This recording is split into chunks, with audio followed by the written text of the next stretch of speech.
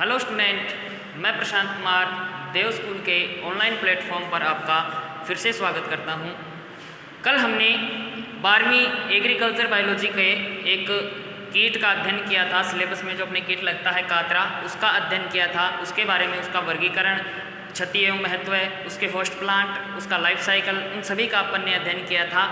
आज अपन एक दूसरे अपने सिलेबस के दूसरे कीट का अध्ययन करते हैं, जो है सफ़ेद लट।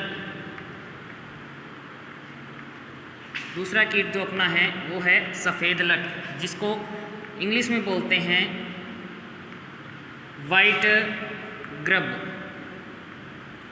वाइट ग्रब, इसके बारे में आज अपन पूरा अध्ययन करेंगे। तो सबसे पहले इसका वर्गीकरण करते हैं। वर्गीकरण में अपन इसका पहले वैज्ञानिक नाम जानते हैं कि इसको साइंटिफिकली किस नाम से जाना जाता है। वैज्ञानिक नाम की अगर इसकी अपन बात करें तो इसका वैज्ञानिक नाम रहेगा होलोट्रिकिया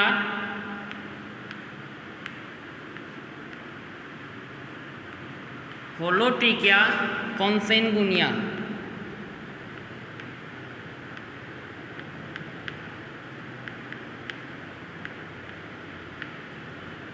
होलोट्रेकिया कॉन्सेनगुनिया, ये इसका वैज्ञानिक नाम है। होलोट्रेकिया कॉन्सेनगुनिया वैज्ञानिक नाम। सफ़ेद लट को वैज्ञानिक नाम क्या है? तो होलोट्रेकिया कॉन्सेनगुनिया। अब इसकी बात करते हैं अपन गण, किस गण से ये संबंधित है। तो गण हो जाएगा इसका कोलियोप्टेरा। गण क्या हो जाएगा? कोलियोप्टेरा। बात करें इसकी फैमिली की, कुल की, तो इस कीट का कुल क्या होगा? मेलेलोन्थिडी। मेलेलोन्थिडी कुल क्या होगा? मेलेलोन्थिडी। और संघ कल बताया था मैंने आपको ऑर्थोपोडा संघ। ऑर्थोपोडा संघ। और वर्ग कौन सा रहेगा इन सभी कीटों का? इंसेक्टा। वर्ग कौन सा रहेगा? इंसेक्टा। तो ये दो चीज़ जो है ये सभी कीटों की लगभग समान रहेगी, संघ ऑर्थोपोडा और वर्ग इंसेक्टा। तो ये था सफ़ेद लट का वर्गीकरण। वैज्ञानिक नाम होलोट्रिकिया कॉन्सेनगुनिया, गण कोलियोप्टेरा, फैमिली मेलेलोन्थिडी, संघ इसका ऑर्थोपोडा और वर्ग इंसेक्टा।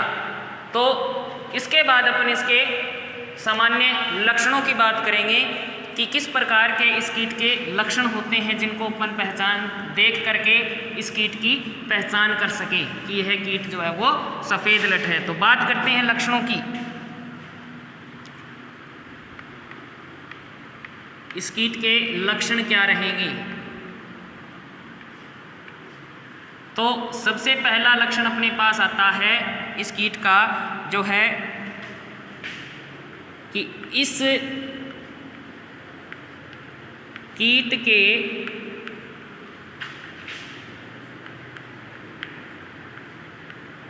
प्रौढ़ भृंग, वयस्क जो बिटल्स होते हैं, भृंग को इंग्लिश में बोलते हैं बिटल। प्रौढ़ भृंग जो इस कीट के होते हैं वो 18 mm लंबे, 18 mm लंबे व 7 mm चौड़े होते हैं। प्रौढ़ भृंग जो होता है वो 18 mm लंबा और 7 mm क्या रहेगा? चौड़ा रहेगा। दूसरे लक्षण की अपन बात करें तो दूसरा लक्षण क्या होता है कि यह प्रौढ़ भृंग का शरीर, प्रौढ़ भृंग का शरीर सिर, वक्ष तथा उदर में विभक्त होता है। सिर, वक्ष तथा उदर में विभक्त होता है तथा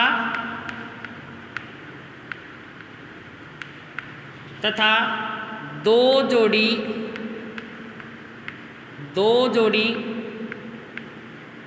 पंख पाए जाते हैं। दो जोड़ी पंख पाए जाते हैं। तो दूसरा लक्षण क्या हो गया? प्रौढ़ भृंग का जो शरीर होता है वो सिर, वक्ष और उदर में विभक्त होता है और उसके दो जोड़ी पंख पाए जाते हैं। नंबर 3 की अपन बात करें, तीसरा लक्षण इसका अटेम्प्ट करते हैं तो वो क्या रहेगा? इस कीट की लट सफेद रंग की होती है। इस कीट की लट सफेद रंग की होती है तथा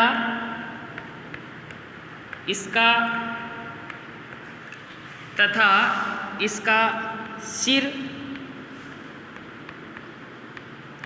गहरे भूरे रंग का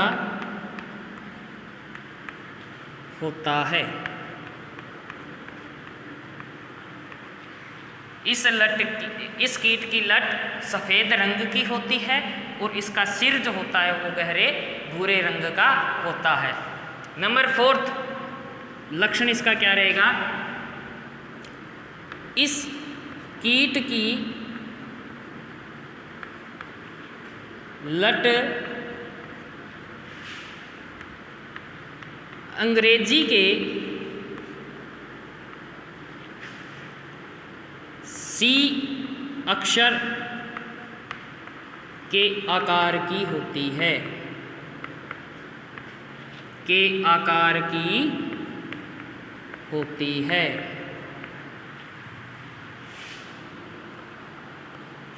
इस कीट की लट अंग्रेजी के सी अक्षर के आकार की होती है। तो अगर अपन बात करते हैं इस कीट की लट की तो वो लगभग इस प्रकार से अपने को दिखाई देगा।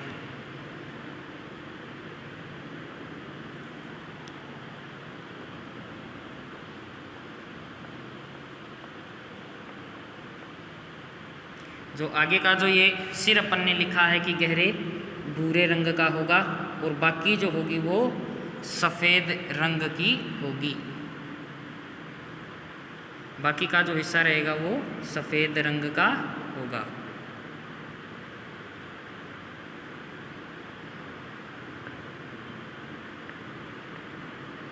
ये अंग्रेजी के सी अक्षर के आकार की इस प्रकार से ये सफ़ेद लट होती है।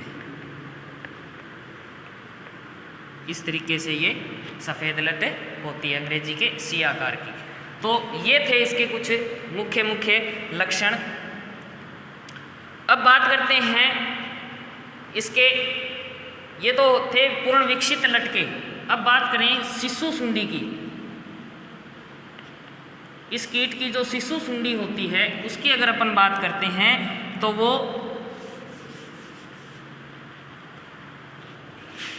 10 से 12 mm तो लंबी होगी। 10 से 12 mm लंबी होगी और 2 से 4 mm चौड़ी होगी। 2 से 4 mm चौड़ी होगी और 10 से 12 mm लंबी होगी। कौन? शिशु सुंडी। और ये जो माप अपन ने लिखा था ये था प्रौढ़ भृंग का। प्रौढ़ भृंग का माप क्या लिखा अपन ने? 18 mm लंबा और 7 mm चौड़ा रहेगा। कौन? प्रौढ़ भृंग। और शिशु सुंडी किस प्रकार से रहेगी? 10 से 12 mm लंबी और 2 से 4 mm चौड़ी रहेगी। अब बात करते हैं अपन इसके पोषक पौधों की। लक्षण अपन ने कर लिए। क्या लक्षण पड़े कि इस कीट के जो प्रौढ़ भृंग होते हैं, बिटल होते हैं, वो 18 mm लंबे और 7 mm चौड़े रहेंगे। प्रौढ़ भृंग का जो शरीर होता है वो सिर, वक्ष और उदर में विभक्त रहेगा और उसके 2 जोड़ी पंख पाए जाएंगे। कीट की अगर लट की अपन बात करते हैं, लट अवस्था की बात करते हैं तो वो सफ़ेद रंग की होती है, जिसका सिर जो होता है वो गहरे भूरे रंग का होता है और लट के आकार की अपन बात करें तो अंग्रेजी के सी अक्षर के आकार की होती है, और शिशु सूंडी, शिशु जो लट होती है वो 10 से 12 mm लंबी और 2 से 4 mm में चौड़ी रहेगी। तो ये अपने लक्षण हो गए। अब इसके बाद अपन बात कर रहे हैं पोषक पौधों की, होस्ट प्लांट की, किन किन फसलों को ये जो कीट है ये नुकसान पहुंचाता है। तो अब बात करते हैं अपन पोषक पौधों की। हेडिंग डालेंगे पोषक पौधे,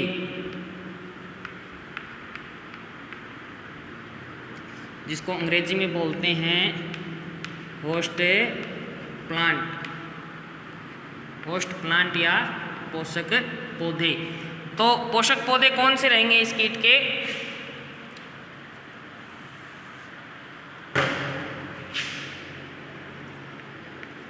ये लिखेंगे इस प्रकार से अपन, खरीफ ऋतु में बोई जाने वाली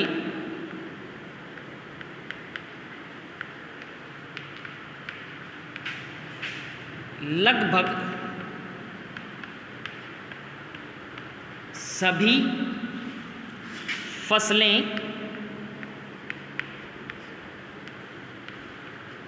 इस कीट के प्रकोप से अधिक प्रभावित होती हैं, परंतु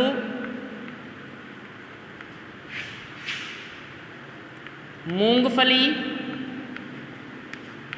बाजरा, ग्वार, ज्वार, मोठ, मूंग आदि अधिक प्रभावित होते हैं, आदि अधिक प्रभावित होते हैं। तो ये थे इसके पोषक पौधे या होस्ट प्लांट, किनको ये ज़्यादा नुकसान पहुंचाती है। तो कौन से रहेंगे कि खरीफ ऋतु में बोई जाने वाली लगभग सभी फसलें इस कीट के प्रकोप से अधिक प्रभावित होती है, परंतु मूंगफली, बाजरा, ज्वार, ग्वार, मूंग, मोठ आदि जो हैं वो इसकी से अधिक प्रभावित होते हैं। तो यहाँ से अपन क्या समझते हैं कि जो सफ़ेद लट है वो खरीफ ऋतु का कीट है। जब अपन ने पहली क्लास के अंदर अपन ने पढ़ा था कीटों का वर्गीकरण, तब ऋतु के आधार पर जब अपन ने कीटों का वर्गीकरण पढ़ा था तो वहाँ पे अपन ने लिखा था ना सफ़ेद लट। तो सफ़ेद लट जो है वो खरीफ ऋतु का कीट है। तो ये थे इसके पोषक पौधे। अब बात करें इसके क्षति एवं महत्व की। क्षति और महत्व की अपन बात करें तो नेक्स्ट हेडिंग अपन क्या लगाएंगे? क्षति और महत्व। नेक्स्ट हेडिंग अपनी क्या रहेगी? क्षति एवं महत्व।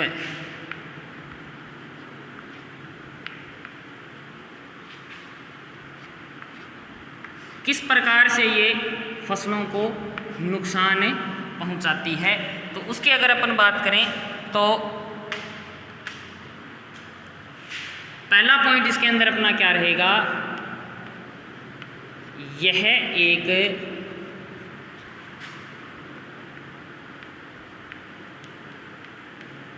भूमिगत कीट है जो फसलों, फल वृक्षों व नर्सरी को हिंदी में क्या बोलते हैं? पौधशाला।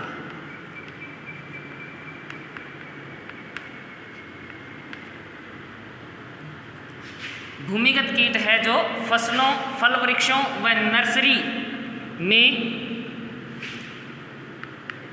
पौधों की जड़ों को खाकर नष्ट करती है। जड़ों को खा करके नष्ट करती है। पहला पॉइंट अपना क्या रहा कि यह एक भूमिगत कीट है जो फल वृक्षों को या जो फसलों और नर्सरी के जो पौधशाला के जो पौधे होते हैं उनकी जड़ों को खा करके ये नष्ट करती है। दूसरा टॉपिक अपना क्या रहेगा इसके अंदर कि इस कीट की शिशु गिडार या शिशु गिडार सर्वप्रथम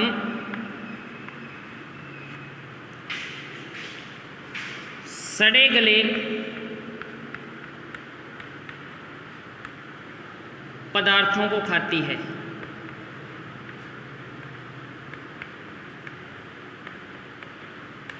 सड़े गले पदार्थों को खाती है।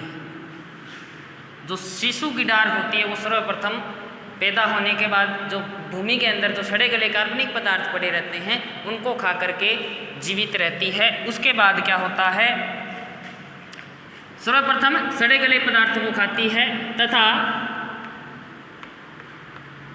उसके बाद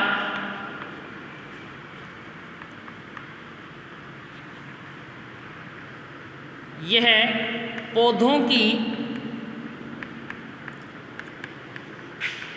जड़ों को खाना शुरू करती है। जड़ों को खाना शुरू करती है। तो जब शिशु होंगे, छोटी अवस्था में होंगे, बच्चे होंगे, तब वो सड़े गले कार्बनिक पदार्थों को खाएंगे और जैसे जैसे वो बड़े होते जाएंगे वैसे वैसे वो पौधे के जड़ों को खाना शुरू कर देंगे। नेक्स्ट टॉपिक अपना इसमें क्या रहेगा,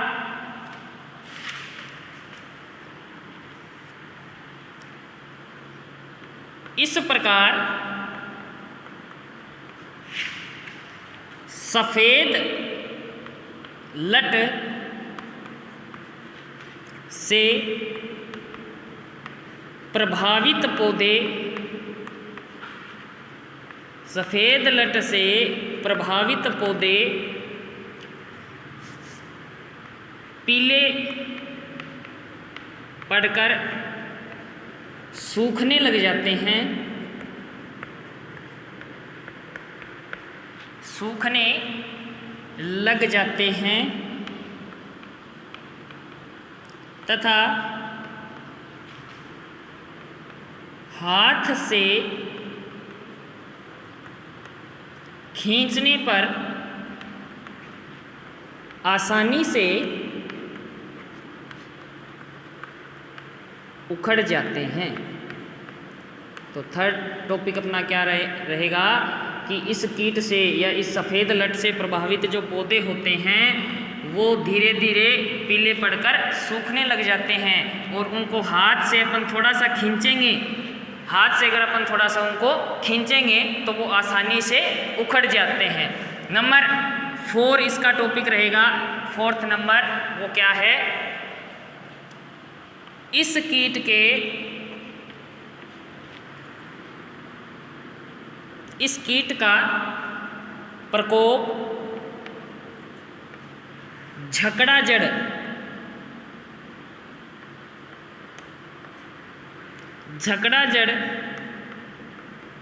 की अपेक्षा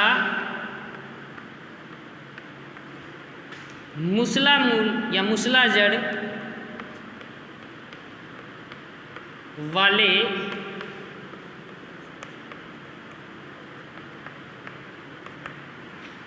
इस कीट का प्रकोप झकड़ा जड़ की अपेक्षा मूसला जड़ वाले पौधों पर अधिक होता है।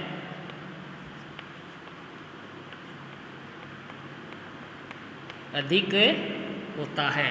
क्या रहा कि इस कीट का प्रकोप झकड़ा जड़ की अपेक्षा मूसला जड़ वाले पौधों पर अधिक होता है।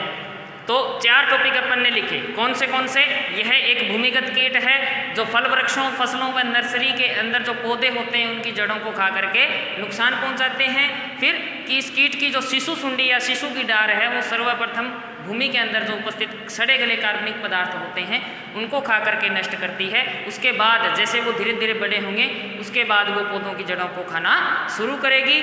और सफ़ेद लट से प्रभावित जो पौधे होते हैं वो धीरे धीरे पीले पड़कर सूखने लगते हैं और जब उनको अपन हाथ से धीरे से हल्का सा खींचेंगे तो वो आसानी से उखड़ जाएंगे। और जो इस कीट का जो प्रकोप होता है वो झकड़ा जड़ की अपेक्षा जो मूसला जड़ वाले पौधे होते हैं उनमें ज़्यादा होता है। तो नेक्स्ट 5वां टॉपिक अपना इसमें क्या रहेगा,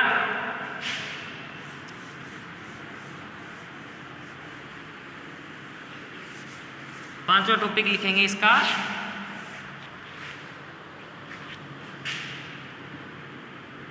हानि की अगर बात करें तो यह कीट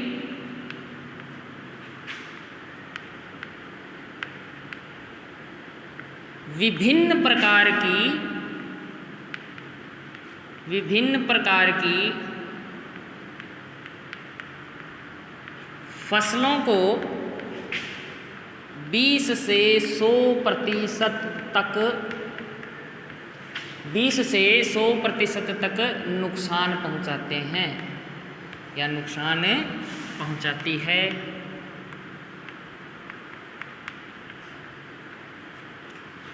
20% से लेकर के 100% तक नुकसान की संभावना पूरी रहती है अगर इस कीट का अधिक प्रकोप होता है तो विभिन्न प्रकार की फसलों को, लगभग खरीफ ऋतु की सभी फसलों को। उसके बाद क्या रहेगा, सबसे ज़्यादा इस कीट का नुकसान। तो नेक्स्ट 6वां पॉइंट अपन लिखेंगे, इस कीट के द्वारा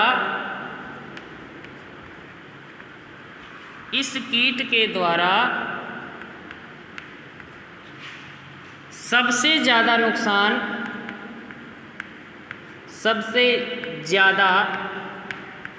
नुकसान गिडार की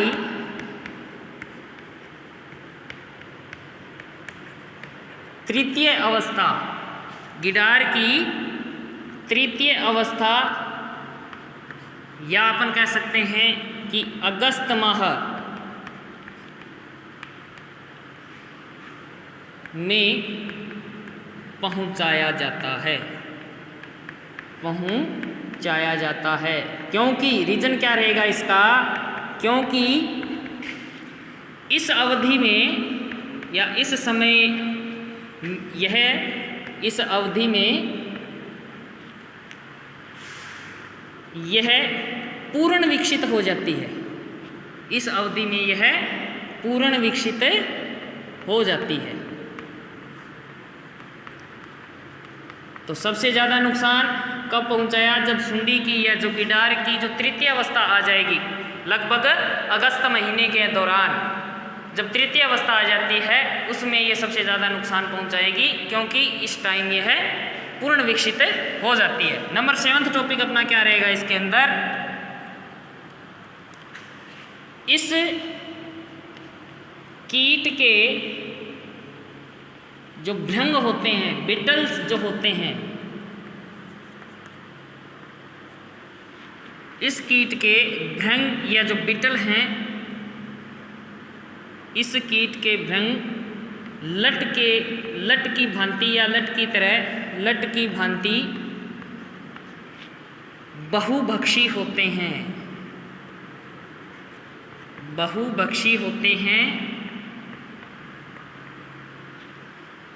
इस कीट के भृंग लट की भांति बहुभक्षी होते हैं तथा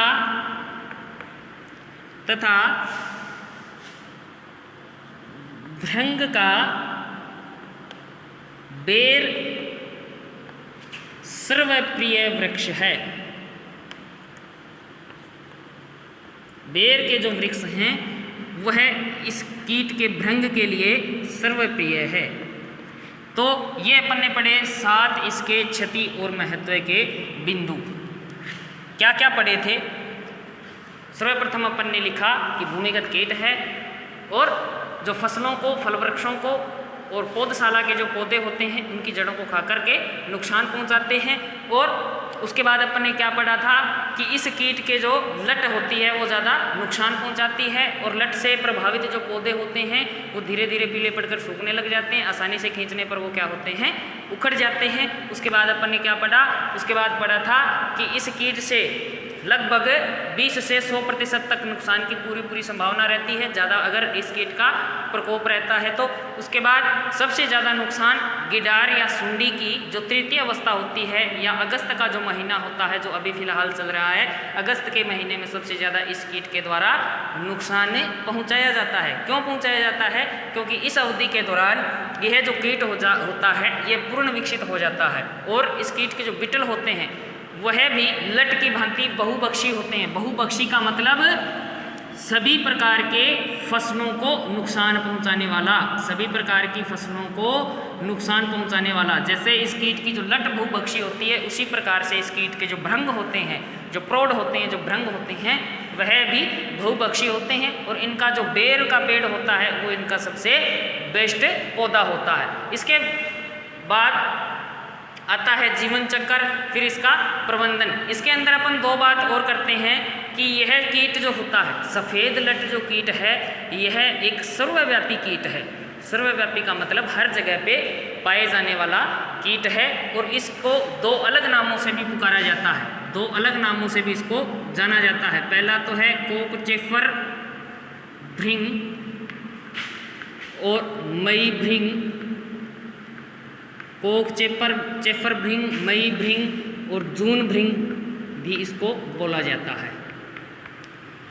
तो इसके 3-4 नाम हो गए, सफ़ेद लट, कोकचेफर भृंग, मई भृंग और जून भृंग नामों से भी इनको जाना जाता है और यह एक सर्वव्यापी कीट है। इसके बाद लक्ष्य क्षतियों महत्व के बाद में अपने रह गए जीवन चक्र और प्रबंधन, जो अपन अपनी नेक्स्ट क्लास में पढ़ेंगे।